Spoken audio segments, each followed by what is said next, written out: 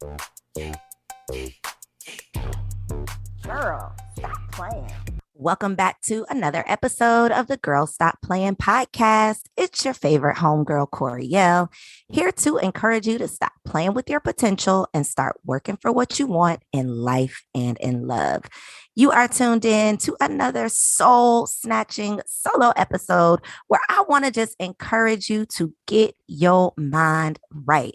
Make sure that you are tuned in, tapped into my live episodes that air each and every Thursday at 8 p.m. Eastern, live on YouTube. You can log on to Girl Stop Playin, no G, girlstopplayin.com, girlstoppod.com, whichever one you want to tap into. You can tap the link in my Instagram bio at Koereyelle or at girlstoppod. However you want to get there, just make sure you pull up because I'm interviewing an amazing new guest every single week. And we got a brand new episode for you dropping each and every Thursday.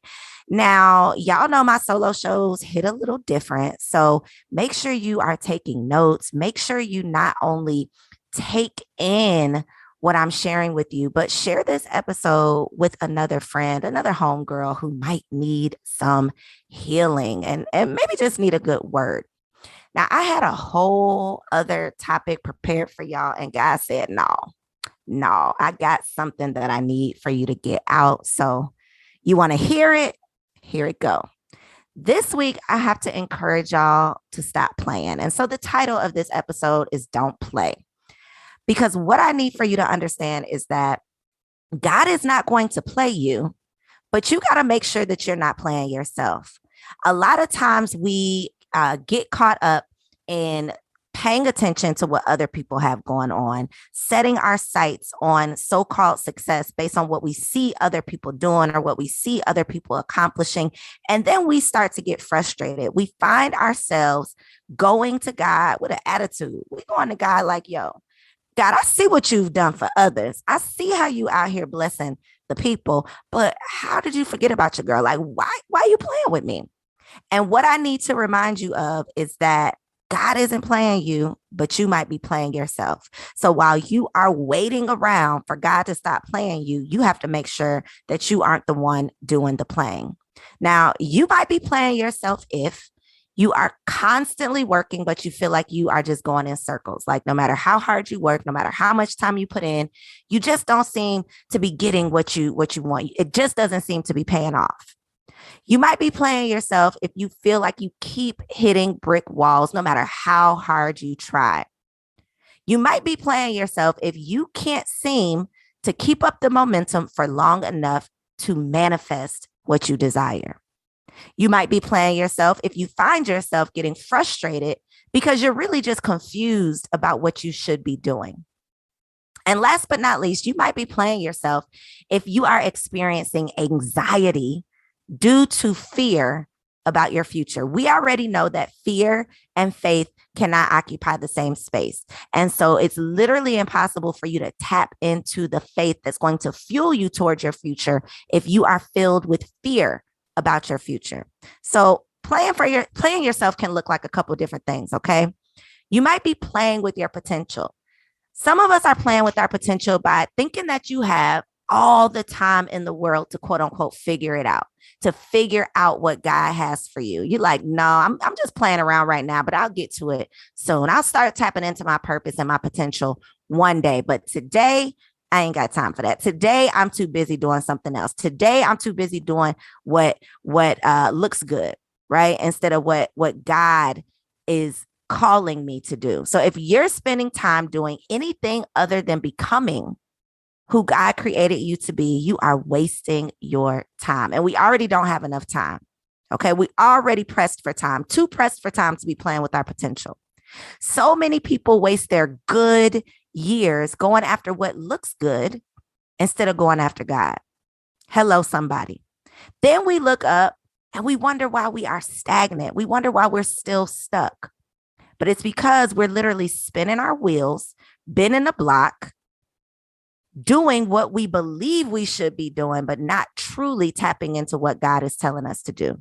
Your expectations determine your experiences. Let me say that again. Your expectations determine your experiences. So if you don't think that you're deserving, you're going to continue to attract things that are less than you deserve. That's why you have to be intentional with your thoughts, intentional with your actions, intentional with your words. It's highly unlikely that you manifest this dream life if you're busy doubting whether or not you deserve it. So think about this. Think about the fact that what you've been attracting into your life is a direct reflection of what you feel like you deserve. So I just want you to pause for a second and just think about some of the things, some of the people, some of the relationships, some of the situationships, some of the mess that you've been manifesting, and how that might be related or a reflection of what you truly feel that you deserve. Because a lot of us, we talk a good game, right? We talk about these goals. We talk about this dream life we want to live. We talk about this life we want to manifest. But in the back of our heads, at the same time we're talking about what we want, we're not truly believing that it's possible for us. So we're making these vision boards. We're writing in our journals. We're making these lists. We're talking about our goals, but we're not truly making the moves to go after them because in our heart of hearts, we don't really believe that we can have them. And so I'm here to tell you that it's going to be impossible for you to live up to your true potential if you don't spend time actually going to God for clarity about your calling. Just because it's all good, it's another thing too. Let me snatch some edges real quick with this one. Because somebody's listening to this and you like, yo, Co, I'm usually with you, girl, but I know my potential. Like, I know what I deserve. I know that I am worthy of that thing. But just because what you currently have is all good doesn't mean that God doesn't have something better. A lot of us get caught up in the fact that things are going good, that we literally play ourselves out of getting something great. I know y'all seen that picture on Instagram. It's an Instagram like meme that's been going around. And on one side of it, it's like the blueprint for this little 2-story house. Maybe it has 4 bedrooms, 3 bathrooms, a little backyard. And it's like your plan. This is your plan. This is your blueprint. And then on the other side, there's this massive mansion. Okay. It's got like 15 bedrooms and 10 bathrooms and a huge backyard with this amazing resort style pool and this fire pit and all of this, just luxury, like a lavish blueprint, something that you could not even dream up. And then on that side, it says God's plan. So we're so busy going after and being okay with and settling for the good that we're experiencing, that we get stuck with that good and never really go towards the great. And so you have to be willing to tap in. You have to be willing to tap into God so that you can tap into your true potential, so that you can stop playing with yourself. And this doesn't just go for like things that you want to manifest. This goes for relationships, situationships, your career, and everything in between. If you are settling for less, then why would God bless you with more? Like if you are and now I'm not saying that you shouldn't be grateful for what you have, because y'all already know that I believe what you think about and what you think about is what you bring about. So I definitely am not saying that you should not be grateful for what you have, but you shouldn't be satisfied. You shouldn't get stuck with good because you think it's good enough, because God has something so much better for you than you can even dream of. I mean, I say this all the time in reference to my husband.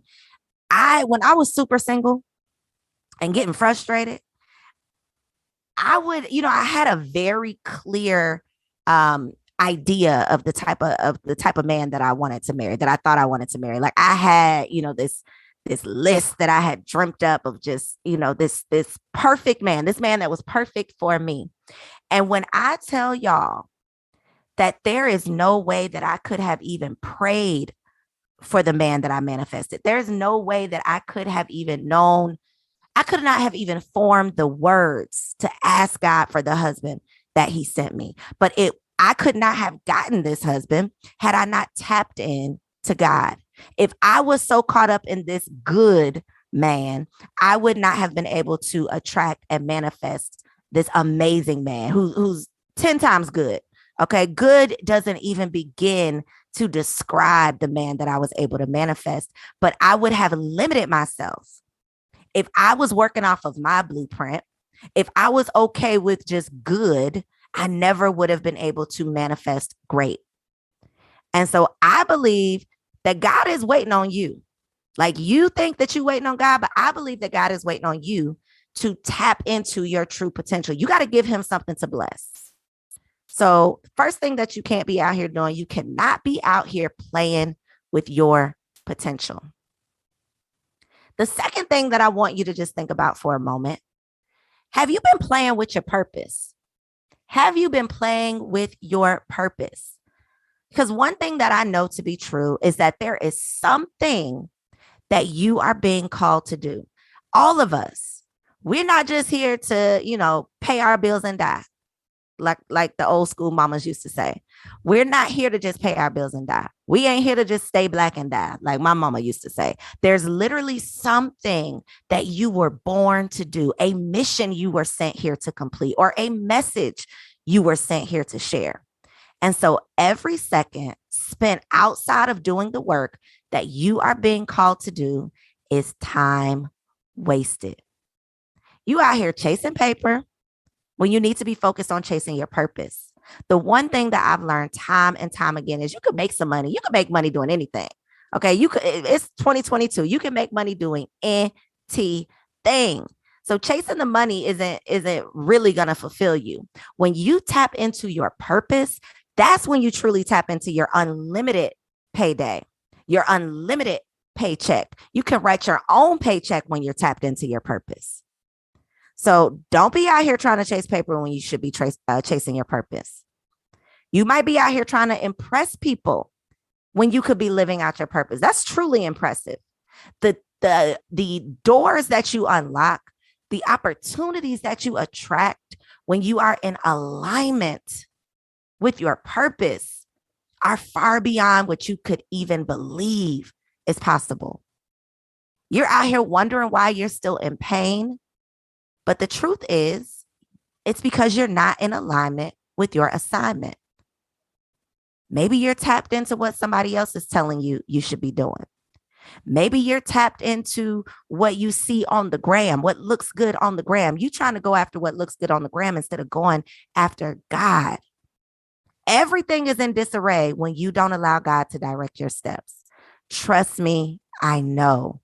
Okay. I'm speaking from personal experience that if you get so caught up in chasing things, if you get so caught up in chasing people, if you get so caught up in chasing, in being a people pleaser, you are going to miss out on your purpose. And you're going to look up later in life and wonder why you never truly got to live the life that you were dreaming about. The other thing I need for y'all to understand, because one question people ask me and have asked me for years is like, well, how do I find my purpose? Like, how do I know that thing? And aside from going to God, one thing I need for you to realize is that your purpose doesn't necessarily feel good to you at first. Sometimes your purpose is not something that you are super passionate about, right? Sometimes it's related to the pain that you've been through. Those tough situations that almost took you out. Y'all know the ones that had you like curled up in bed in the fetal position with the ugly tears rolling down your face, like the ugly crying. Those tough situations that almost took you out are often used as a platform for you to live out your purpose and save someone else from experiencing that pain. So instead of just thinking that your purpose is this happy-go-lucky sunshine and rainbow fairy tale type of feeling, think about those things that you've been through, those situations that you've come through where they had you feeling like, God, why me? Like, why did I have to go through this thing? A lot of times you have to go through that thing so you can get to that thing. Okay, so tap into some of those experiences that you know are unique to you. Those things that you feel like only you had to deal with, only you had to suffer through. I promise you there is someone else out there going through something similar right now, or will be going through something similar if you are not able to tap into your purpose so you can keep them from stressing themselves out the way you stressed yourself out. So you can keep them from making that mistake the same way you made that mistake. Okay. And I believe a lot of times we go through these crossroads experiences where we got to make a decision. God is like, okay, if you take this path, is leading to destruction. If you take this path, is leading to your dreams.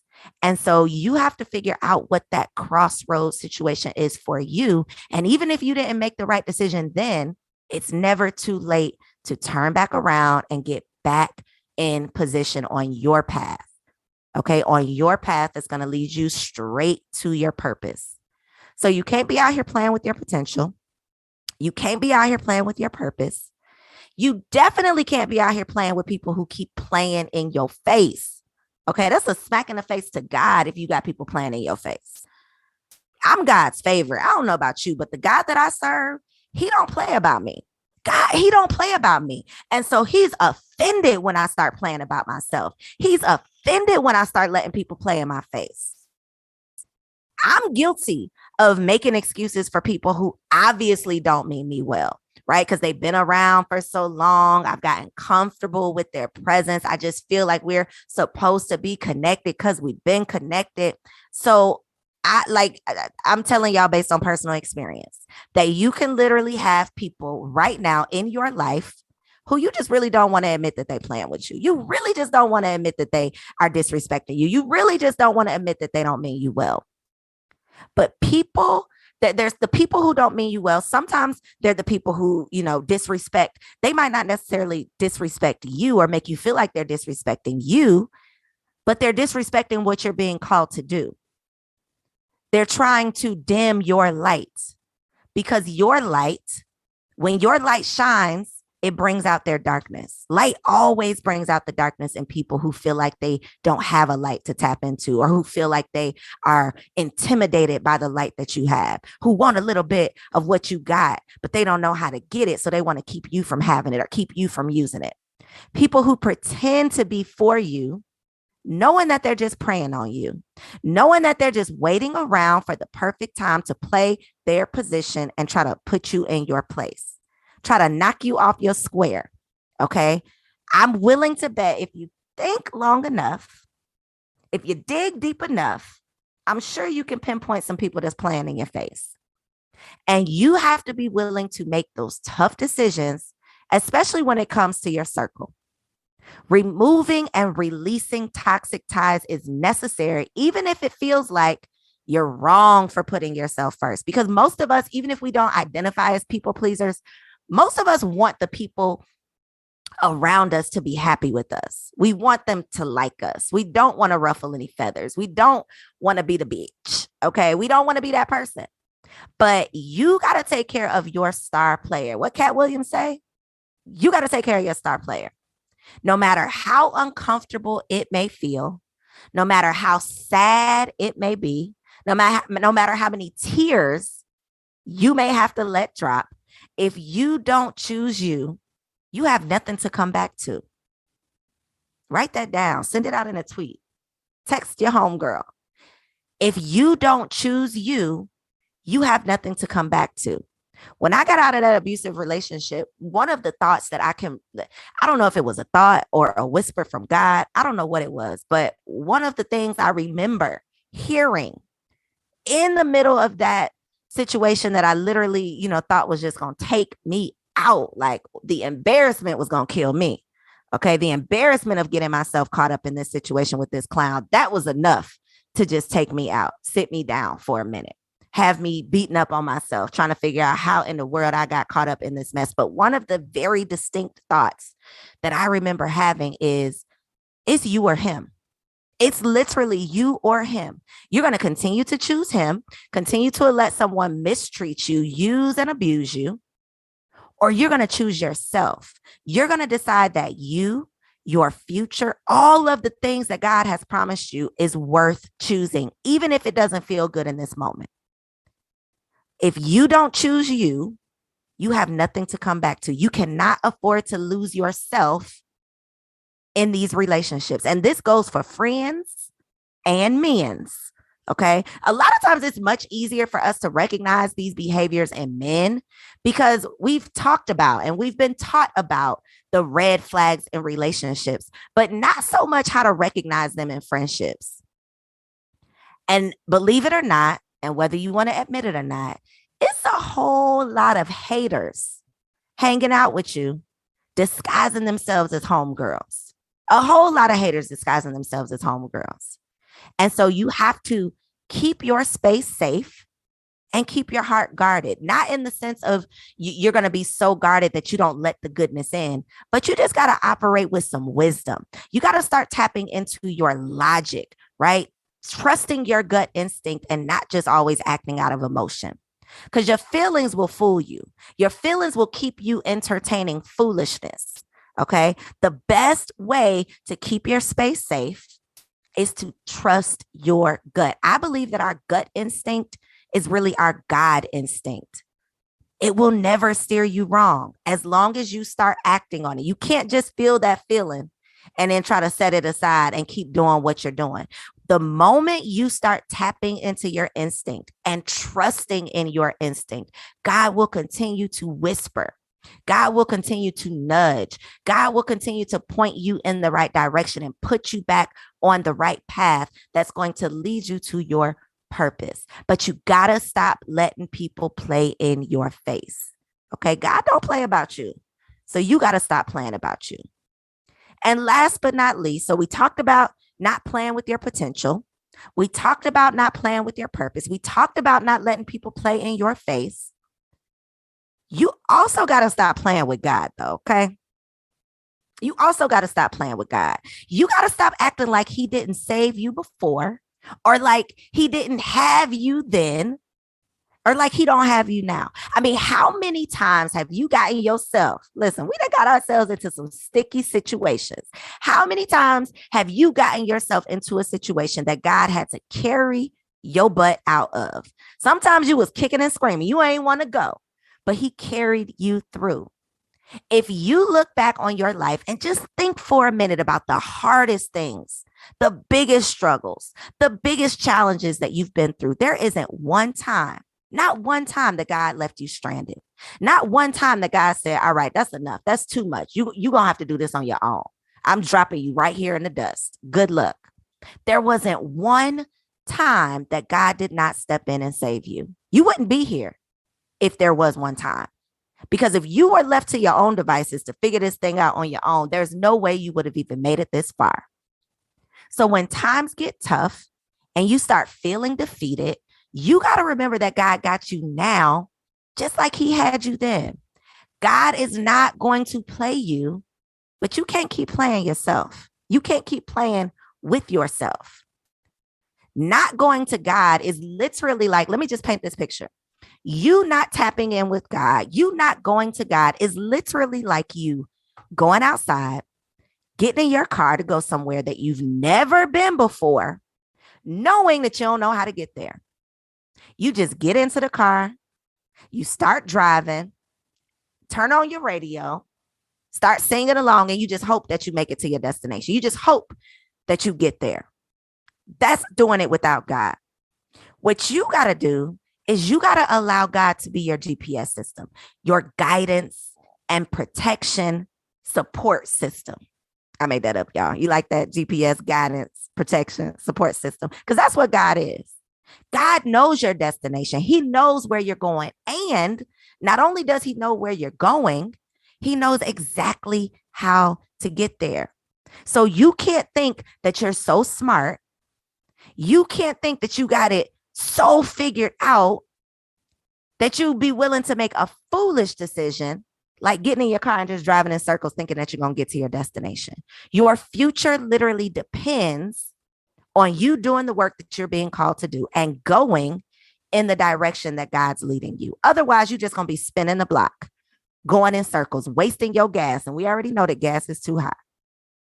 So my personal prayer lately has been for clarity, because I know what it's like to be living in confusion. I know what it's like to be out here doing things my way and literally leading me nowhere, leading me into nothing but confusion. So my prayer has been for clarity because I don't want to waste any more time trying to do things my way. Like, nope, I didn't prove it that your girl can't do it by herself. Nope, I ain't got it. I ain't got it, and I ain't afraid to admit it. I need God to give me the play.